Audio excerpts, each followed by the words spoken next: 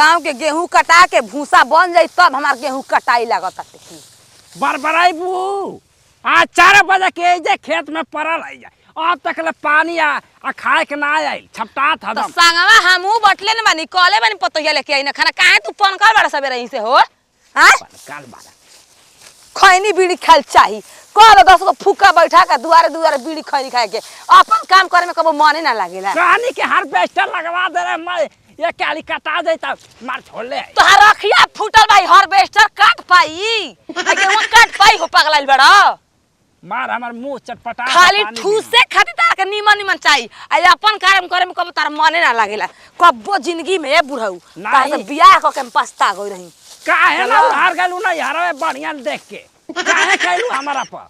काहे कहलू हो कटब कि मोए आदमी के देखैबे के तारा हमार में रोज ऐसे नगटमक होला घरवा नगटपन होला जाना तो नहीं खे गौआ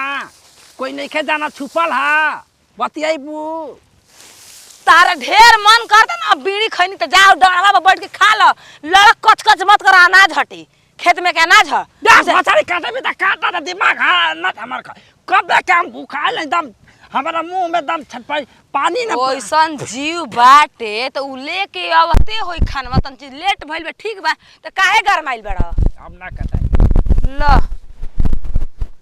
प्यास लगल जो के से पानी लेके आप जाओ गड़हम बा पीला कड़ा के पानी तो का करबा हो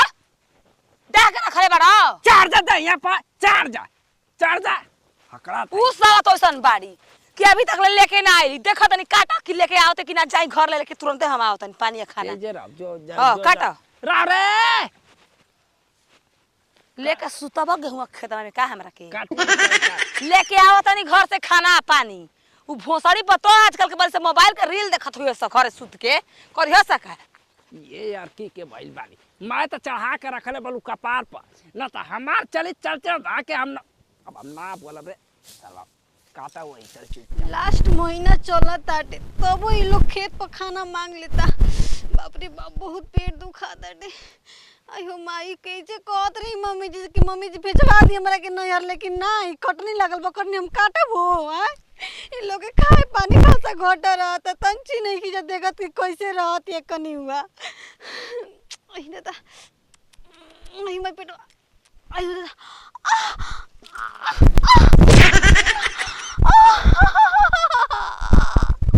आयो माई पिटवा रे पिटवा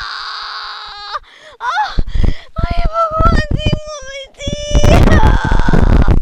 आयो पिटवा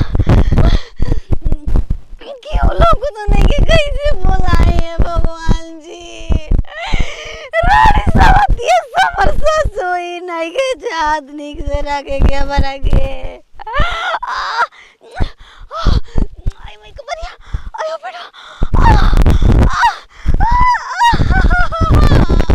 या के बुढ़ावा रख देले बा रे ओय हो दादा जे करत लइका कैसे भइल भाई भगवान ओय हो लालावा ओय हो लालाओ भला हम आ गइनी हो भगवान जी ओय हो माई मोहे कुछ कातर में कन्या ए खाना बाटे एकरा मतलब ई खाना लेके आओ तो लेकर पेट और दुखाइल होई सुत गइल बिया रे अरे मम्मी जी भोसड़ो जब पेट में दर्द भइल तो घरे ना लग जाए कि खेत पे आवे चाहिए ए मम्मी जी पेट दुखाता हमार हई लइका भइल बाटे पता होता बा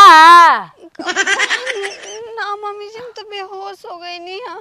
जा ये कुकुर ये कह के हम गेहूं पर काटत रहनी त बुढ़वा झगड़ा कर से खाना खा खाती आ खाने में ले खाते हम आवत रहनी हां आ सब तू रास्ता में पड़ल बाड़ू ओय हो भगवान अचानक के दर्द कवरल हटे हम बेहोश हो गए नहीं हां फिर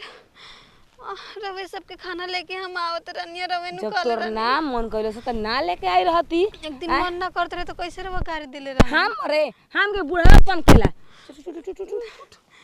हई बतावा ना भला भगवान सोच रहन हो कि हां मोइनी है न त कहीं कुकुर बिलार आई रहतन स तो उठा के बचवा के लेके चल गए रहतन स रे आय अरबिया कहां रहल रे नतिया के बेटा अभी तक ले ना आइल हट बाजार से ना मम्मी जी वहां के ना आई नी से बस खाना लेके आवत रहनी पानी ना लेनी है चल चल चल चल ज्यादा भगवान सोच रहा हूँ कि हाँ मोइन हे भगवान हे प्रभु चल जल्दी नार काटी घरे रे आए भूखाइल बा बुढ़वा आई नतिया के बेटा गाड़ी ना माँ ये बिया ना मौगी ये बिया ई कहाँ गोइल बाड़ी स यानी कि तनिको ना बुझाला कि आदमी आई तो खाना पीना खाई कि ना खाई केवाड़ी खुले छोड़ देले बाड़ी स तनिको तो कुकुरे ढुक रहे ए नती उ तोहार के कहाँ गल त जी बाजार करके दिन रात ओजे बिता तल नती के बेटा लई का खाना लेके जाता रहला से खेत पर आए आ पीछे रा में पेट में दर्द का वरला बताओ लड़का हो गला ई बेहोश पड़ल बिया अरे हमर रानी हेने हेने हेने हेने हेने ये कह के तार बापवा लड़ाई झगड़ा करे आए तो बाप या तू झगड़ा करता जा आइए ने से खाना लेके जातड़ी तो धड़धड़ी रास्ते पर अरे बबुआ देख मान तनी ओकर पेट में दर्द कबर रही हमनी के मुंह देख के खाना ले लेती मंगल नहीं है तो तोर तो सोचे के चाहिए तो अपन देह ना देखी कि हम कौना हाल में बानी ना लेके जेती खाना तो 4 गो गाड़ी हमरे को औरो से मिली बुढ़वा उजे करिया होता 4 बजे के भोर हमरा के जवन ना कहे के तन कहले बा खेत पर उनकर तो जिंदगी भर के उहे आदत बा इधर जा खाना पीना हम एम्बुलेंस के फोन करतनी आवो एम्बुलेंस के फोन मत कर जो आसवा के बुला के लेके आव आ लिया के जाई उ फोन करली सब तू बाबू हो के चला है से एम्बुलेंस वाला के फोन करब जो बोला के लेके घर से बाड़ी ना बलराम घरवे सरकारी टीका सिक्का का कहल जाला सरकारी कागज जन्म तिथियो बन जाई एगो ब्लेड किन के ले जल्दी नारवा काट दी रे नारवा सही लटकल बा तू ही कटबी के काटी हम जात नहीं चमनिया जी के हैं ए नतियू का बेटा चमनी आज के देखो कनिया हम जान तनी खाना मन लेकिन बुढ़वा एक नंबर के हरा में तो हां तो 2 घंटा रह सकीना